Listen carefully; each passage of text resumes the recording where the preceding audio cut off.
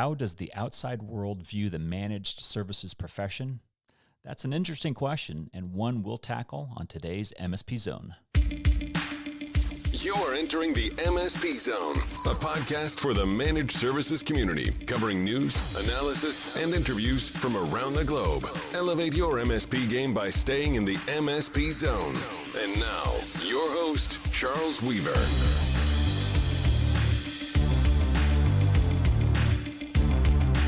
So, we're going to have a little fun today. We're going to take a look at an article, a recent article that was just published over the weekend, actually, I think. And yours truly was mentioned in the article, as were a few other people. And we are going to examine that article because it's a really good article. And it's a good article for a number of reasons. Number one, it's a great article because it's not written by an IT channel insider. So we get a good glimpse of how the external world kind of views the managed services profession right now, right? And as I'll discuss momentarily, with a particular lens filter applied towards cybersecurity. So the article talks about managed services providers. That indirectly is the issue brought up. But then there are cybersecurity professionals, experts, quote unquote. I don't know these individuals, so I don't know them at all to say that they are or are not. But let's assume that they are cybersecurity experts, and they have some opinions about service providers that I think is really interesting for us to deliberate and discuss as a community, because it's always useful to hear and examine how people outside the profession looking in view us. Partially just to be aware of it, and partially also to educate and correct anything that needs to be corrected. And that's kind of the whole title of today's episode is about, is really examining whether the outside the MSP community chatter, the consensus, and I don't know if this is a consensus, I suspect that it might be a popular growing trend, largely born of ignorance and some misconceptions that do need to be corrected. But anyway, we're going to tackle that. We're going to look at this article, and we're going to have some fun. So let's dive right in. So first of all, the article, when we published it in the MSP Alliance newsletter, so you can take a look at it. I'll put the link into the show notes so you can take a look at it yourself when you're done listening, or at the same time that you're listening to this. But the title of the article is Alleged Russian Hacks of Microsoft Service Providers Highlight Cybersecurity Deficiencies. Now, I will just throw this out there. And it was only when I kind of just read the article that I realized, Microsoft Service Providers, MSP, is that what people think MSP stands for? Now, I know those of you listening over in Scotland, you might think MSP stands for Minister of Scottish Parliament. Some of you up in Minneapolis might think that stands for Minneapolis-St. Paul Airport. But does the world think that MSP stands for Microsoft Service Provider? Just a curious thing. I never really heard that term before. I mean, Microsoft channel partners, Microsoft, resellers, that's very common. But Microsoft service providers, I'm wondering if that may be something that's contributing to the confusion here. I don't know. Just bear that in mind. That's something maybe we should think about. But anyway, the article is titled Alleged Russian Hacks of Microsoft Service Providers and Highlight of Cybersecurity Deficiencies. And it's printed in VOA News, so it's not a technical magazine. And the article quotes me pretty accurately. So I'm assuming that all the other people are also quoted pretty accurately. So I think that that's a good thing. I have certainly seen my quotes out there that don't necessarily take a very accurate representation of what was actually said. This is not one of those scenarios. This is a quite accurate representation of the discussion. But here we go. The article talks about the Nobelium attack on the Microsoft ecosystem and infrastructure community, if you want to call it that. A lot of other articles have talked about this. This is not a new story by any means, but it was, I'm assuming the article was prompted by a blog post on the Microsoft, I think it was an official Microsoft website. Yes.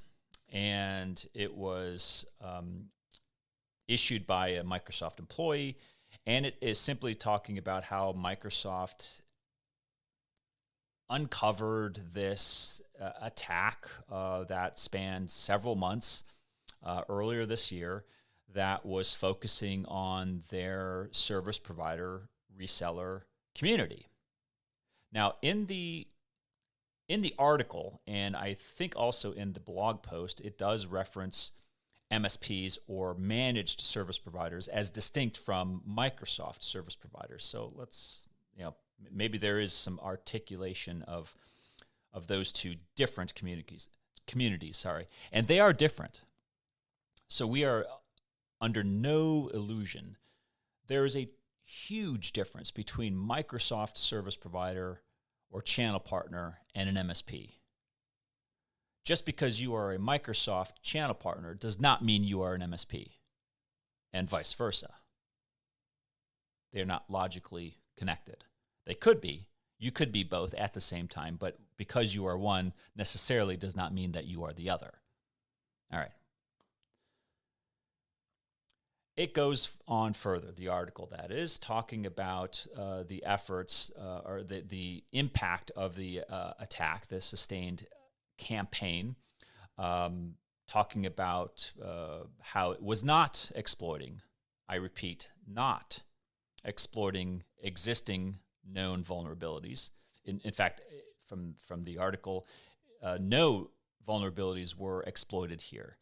Unlike other previous hacks and breaches of the last, let's say, 12, 24 months, this was simply a sustained attack on that community to try to penetrate, but not using an exploit to circumvent security defenses and gain access. So an important distinction, I think.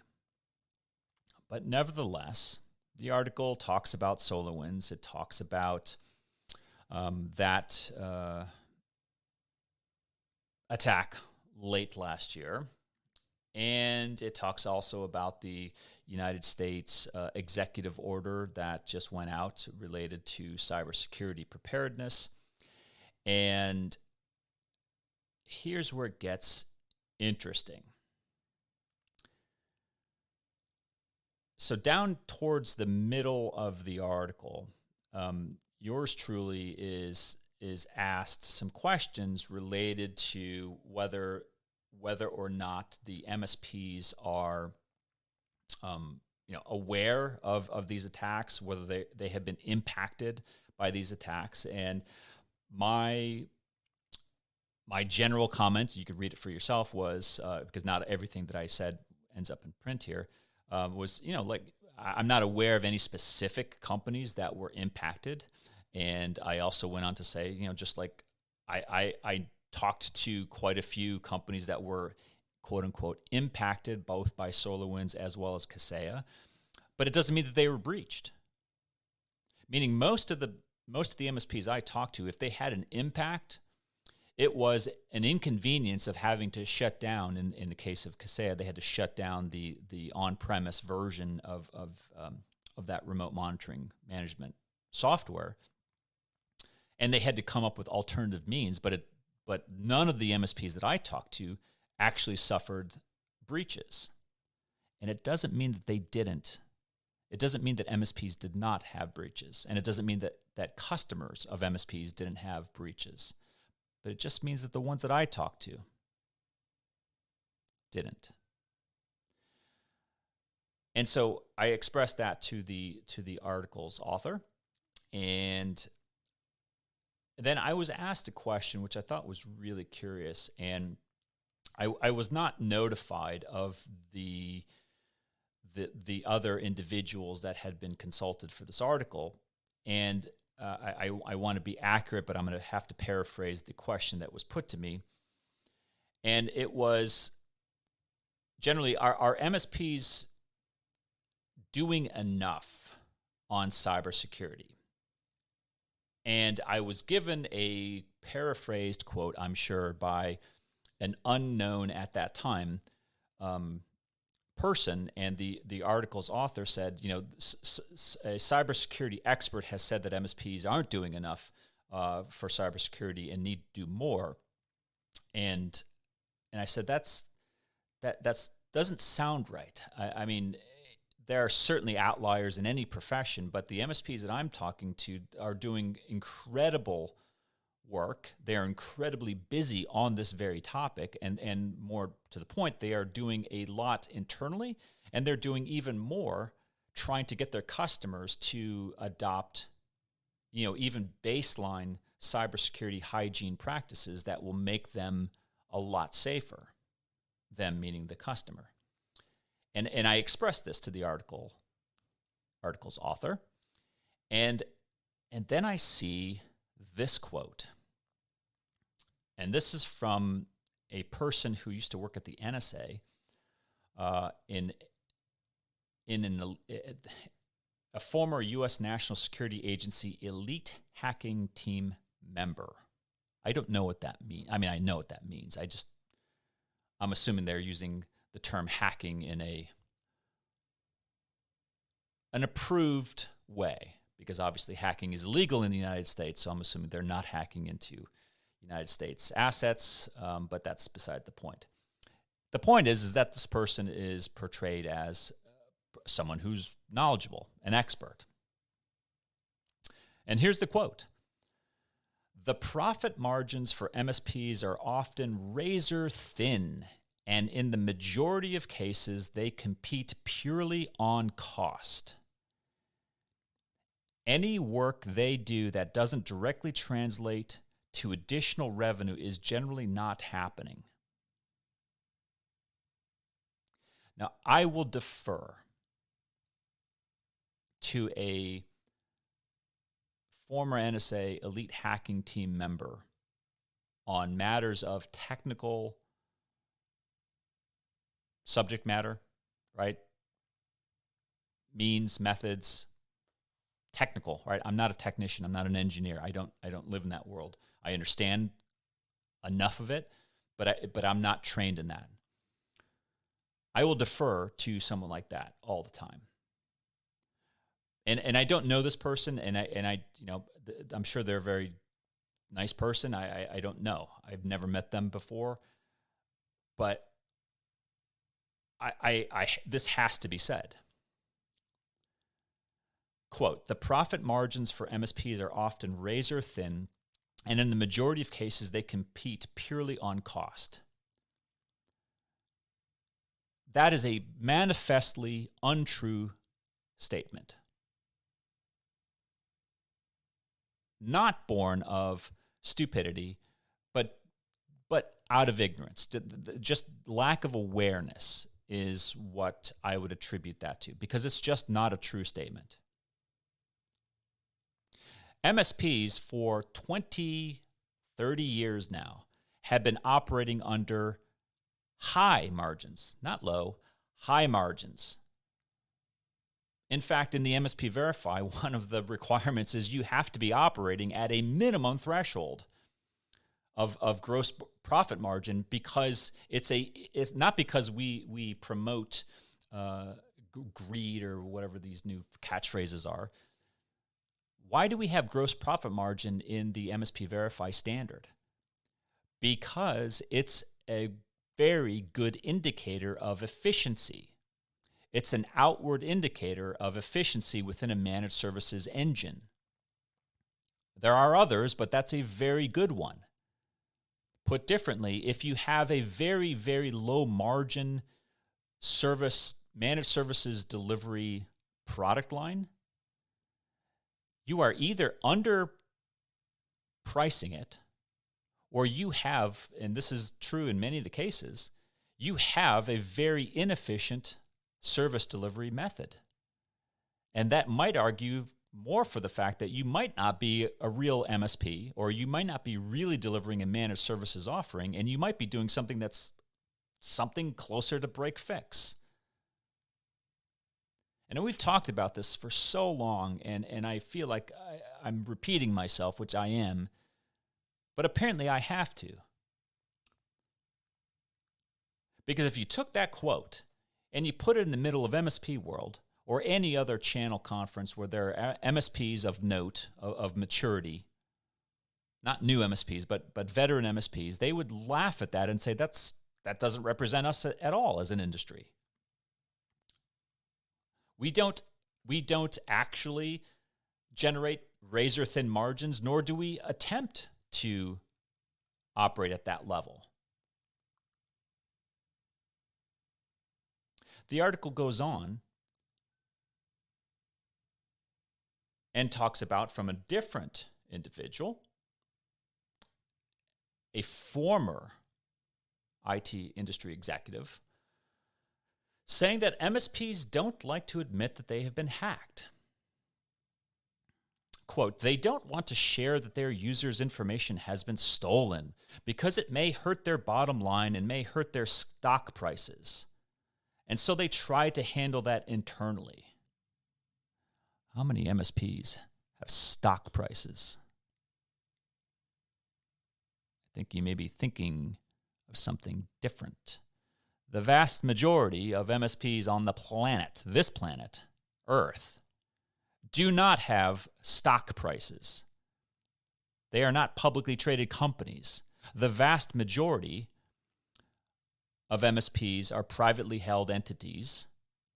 And if they do experience a data breach, they are trained, dare I say, they are obligated, if they are part of the MSP Verify certification, they are obligated to disclose that to the proper authorities. And if I'm not mistaken, there's a code of ethics that we have posted on the MSP Alliance website that actually talks about that same thing. That probably predates the MSP Verify. It's probably where we got it from, where it talks about making these types of disclosures to the relevant authorities. I believe is the somewhat close phraseology.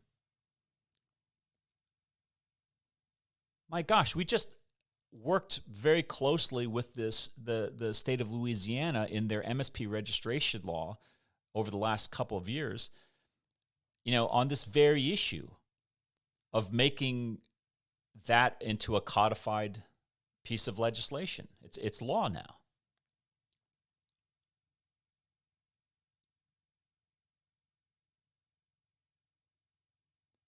And it is not standard practice for MSPs to hide that.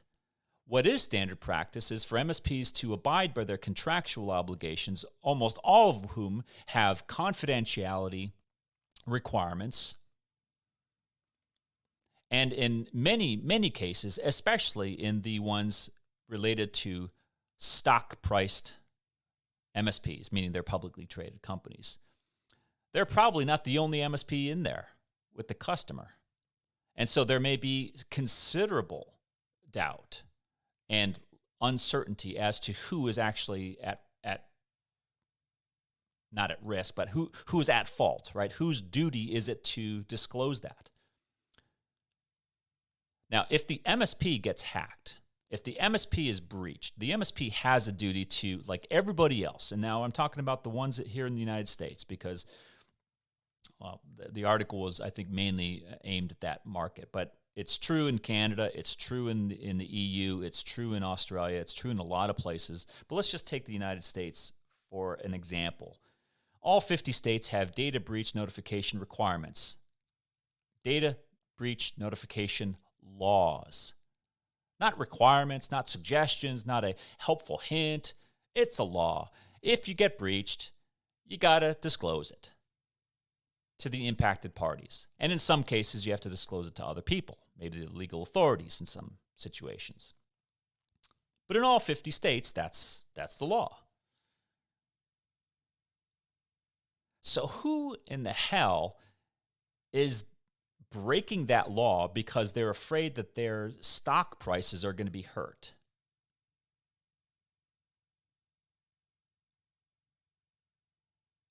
I'm just baffled by that statement. Now, if an MSP knows that a customer of theirs has been breached, and let's just assume for this fact pattern, hypothetical, that it's not the fault of the MSP, does the MSP have a duty? Do they have an obligation to inform the general world that their customer has been breached? I don't know who this former IT industry executive is, but you check with your legal counsel first before you start making those claims that MSPs ought to be breaching their agreements and disclosing to the whole world that a customer of theirs was breached. And this is where we start to get into some real important but real subtle differences of the MSP is not their customer. The MSPs are responsible for delivering services to their customers according to what's listed in the contract. The MSPs are certainly responsible for their own perimeter, they're responsible for their vendors, and they're responsible for the way that they handle data management on behalf of their customers. This is known, this is not deviated in 30 years. This has always been the case. But never, in my experience in working in managed services, has there ever been a duty for the MSP to tattle on their customer if their customer suffered a data breach and the customer says, I'm not going to say anything, and the MSP says, oh, well, then I'm going to say something. Now, there are exceptions. There are exceptions to that. I can think of a handful of recent, like in the last 5 years, that were very critical. We've talked about them a lot. I don't want to bring it up because they're very political, but they do involve customers who do questionable, if not illegal things, and try to get their MSP to cover up for it. Now, those are not the norm. Those are not the common scenarios that we see. What we do see, however, are MSPs who are trying desperately to get their customers to do things a certain way to help them be safer. The customers say, no thanks, I don't want to do that. The customer gets breached.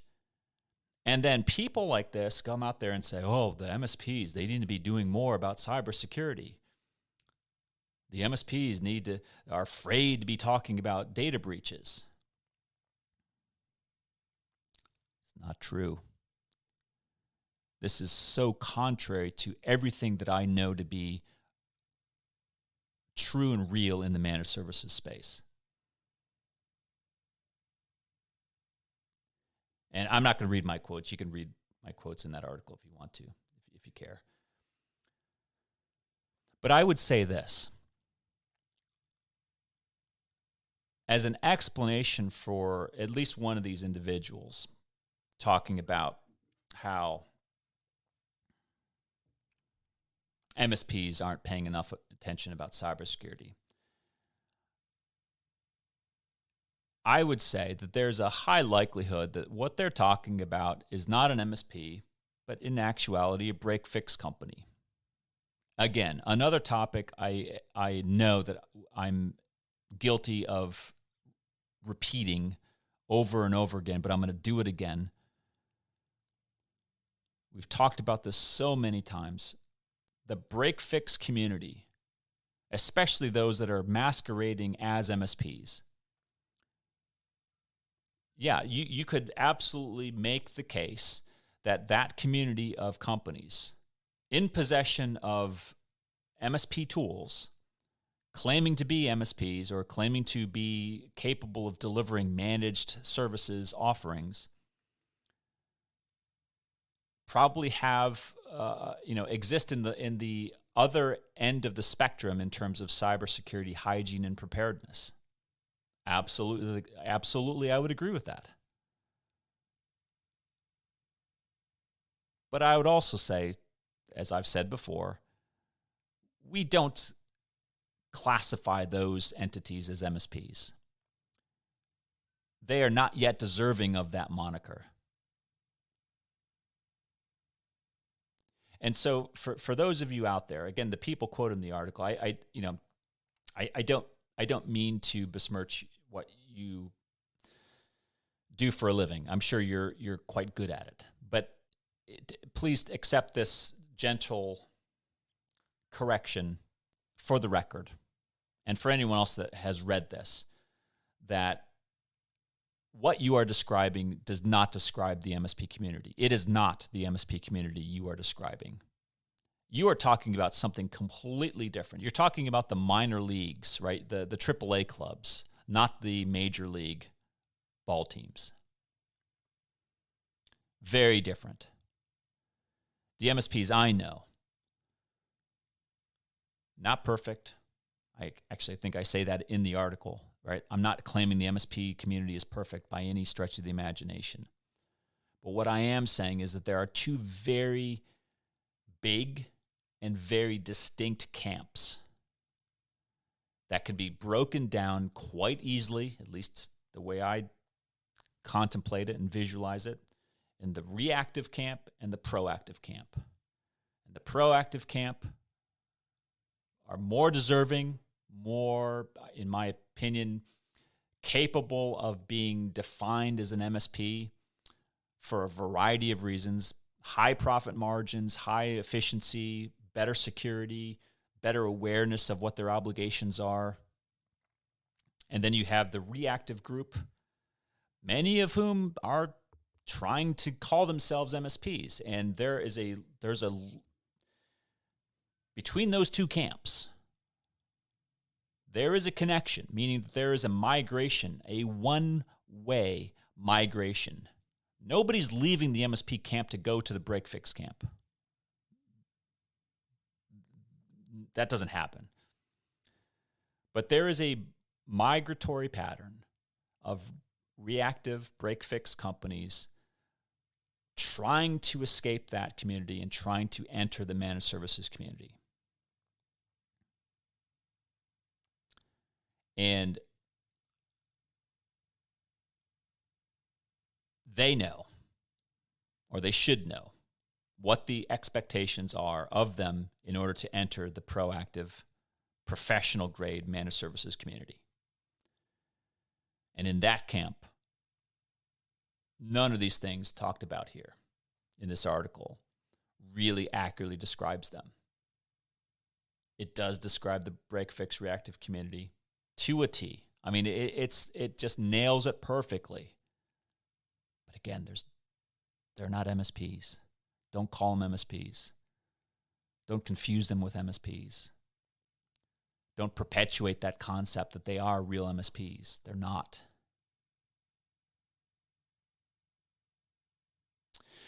Give the article a read. You might come up with a completely different takeaway than I did. Happy to entertain that. We don't all think the same, but I'd love to hear your thoughts. If you take a look at this article and you say, "Wow, Charles, you missed the point. You're way off," shoot me a note. mspzone@msplines.com. Love to hear your feedback. Love to hear your comments. That's in great part how I learn and how I evolve my thinking in this industry is by listening to all of you. Those are my thoughts. Until next time. Thanks for listening. If you enjoyed today's episode, please give us a like. Make sure you are subscribed to the podcast so you will get notified when future episodes are released. We will see you next time in the MSP Zone.